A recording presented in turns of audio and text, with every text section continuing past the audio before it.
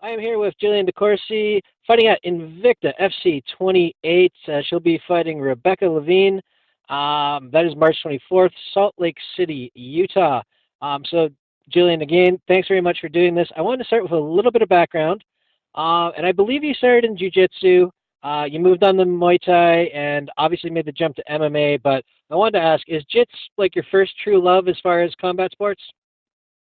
As far as combat sports, yes, but not as far as like sports in general.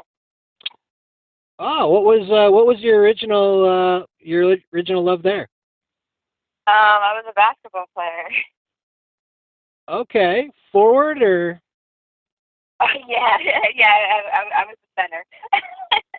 No, I was point guard.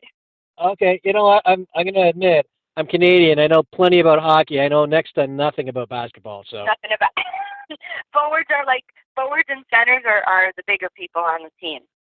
Point guards are usually like the smallest. now I'm trying to figure out because you're an Atomweight, so I guess that kind of makes sense. Yep.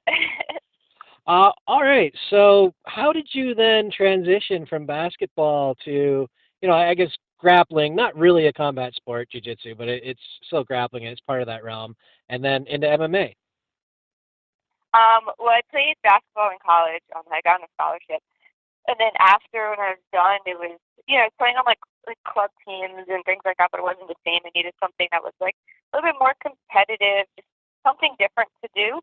Um, and I kind of just found jujitsu, and it just everything kind of took off from there. I started competing a lot, so I wasn't really doing much Muay Thai or anything. And then I picked the Muay Thai back up, and then MMA kind of just I was just messing around in the gym a couple of years ago, and my coach was like, "Hey, do you want to do a fight?" And then I took a fight, and it was awesome, and it just kind of all rolled from there. Fantastic. Now, online record keeping being what it is, I know your amateur record was at least 7-1. I don't know how accurate that is, but you definitely spent your time in the amateurs. Was that kind of a calculated move to get more experience? Yeah, I went 8-1 as an amateur. The only fight I lost, I took on like a week and a half notice. Um, and it was a learning experience. But I wanted to make my pro debut with Invicta, so I had got in for a good year and a half before I wound up going pro. I was getting a lot of offers, but I just kind of hung tight. I kept getting really good offers, fight offers as an amateur for title shots against legit opponents. So it was just okay. Hey, I can just keep waiting, keep getting more and more experience, winning a whole bunch of titles as an amateur, and then eventually, I knew the call from Invicta was going to come. When it comes to targeting Invicta that way, what was the main attraction? Was it, you're comfortable with it being, I mean, obviously the premier and really only all-female promotion? Was it the kind of pathway to the UFC? What was the biggest draw? I think it was it being the only all-female card. And they treat their fighters really well. And it's just really cool to be part of something that's all female. And currently right now the UFC doesn't have my weight class, so it's like okay, hey, to me that's the next best thing. Now, I was going to ask this a little bit later on, but I'll ask it now since you kind of brought it up. They don't have the weight class currently in the UFC. You have fought, I believe, at strawweight in the past. If the opportunity arose to make the jump sooner rather than later, would you consider going up in weight? Yeah, I did a good portion of my amateur fights at strawweight, and that was just really because I didn't really know that I could fight at atomweight, and that fights would actually be available to me at as an amateur. When I was fighting at strawweight, I was actually gaining some weight or trying to, not successfully. I mean, that's all kind of if the opportunity comes, it's like okay, kind of got to take it. But it definitely isn't my natural weight class. I'm rather small for strawweight, but you guys do what you got to do, I guess, right? I would love to know your secret for trying to gain weight and not having it happen. It doesn't work out for me. But in all seriousness, it does seem, I mean, we've kind of seen a progression. Ronda Rousey came in, changed things as far as women getting into Right. UFC. We got bantamweight, and we got the strawweight division, obviously, and that took off and hit the big time. And Joanna, and now Rose, and then Right. obviously the flyweights most recently. Do you feel like atomweight is just a matter of time for the UFC? I think so. I think it's going to happen. Because I mean, the atomweights in general bring pretty exciting fights, and there's a pretty big roster of those, and it's just building and building. So I think it's just like everything else, only a matter of time before it actually happens. And it seems like, I mean, if you look at it, Michelle Watterson was an atomweight champ in Invicta, and Right. now she's over in the UFC at strawweight. So obviously, you know, there are some fighters, some big name fighters who have come from atomweight. They've been forced up, but if they had their own weight class, it feels like there would be plenty of depth. Oh yeah, absolutely. So it's just with the UFC and the female divisions, it's only I think it's just time, and then everything just starts to come together. Well, I'm looking forward to that. Also looking forward to the fight, March 24th. Rebekah LeVine, obviously, she is 1-0 as well, I believe, or maybe it was 1-1. Foggy memory. Yeah, she's 1-0. 1-0, yeah. Obviously, so there's not a ton of tape, but she has fought. She's got some amateur fights as well.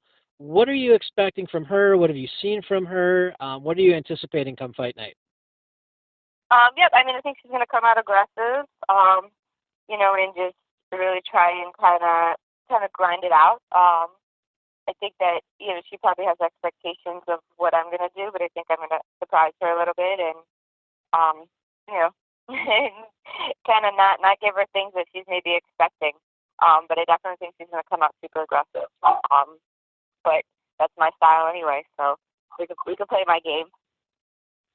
Now, you had your debut last year. Is it easier this, like, obviously you had a lot of experience in the amateurs, but is it easier this time around since you got that debut out of the way and, you don't got to worry about any first-time jitters? Oh, absolutely. You know what the experience is like. I fought for Invicta before. She hasn't, so I think that definitely plays a little bit in my favor because I know what fight week's like. I know what how fight night works. The cameras and everything that you don't get in other promotions.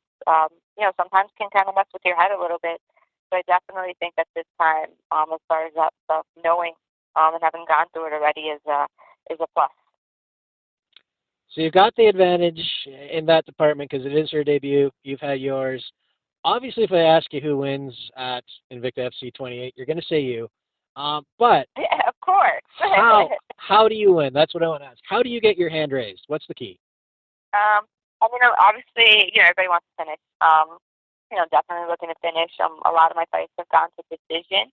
And I've had most of my fights. I've had opportunities where I could have pulled the trigger and it just didn't happen. So that's something definitely looking to change for this fight.